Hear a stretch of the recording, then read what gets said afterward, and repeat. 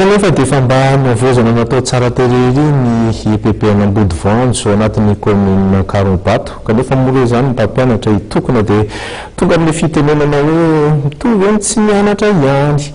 Marihana moa fa dia nisy ny fanomezan-tany nataony parlementaire ny amin'ny toerana iny nanao ny fanadadiana Antaritsitoarson.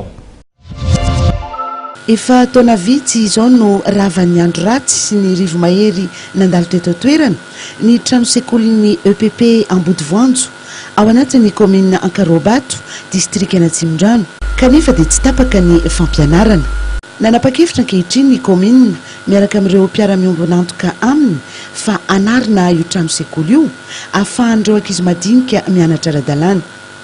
Natomboka andro vitsy lasa izao ny asa fanarenana izay heverina ototosa amin'ny fidiran'ny mpianatra amin'ny fahafolon'ny volana oktobra izao araka ny fanazavana entin'ny ben'ny tanàna Ramiandrosoa Gilbert.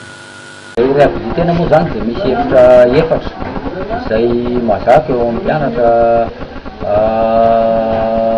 20,000 ary ny mpianatra moa dia ato anatin'ny commune Karom-Bato ny mianatra eto fa misy ihany koa nefa ny tsirairay avy any amin'ny tany hafa.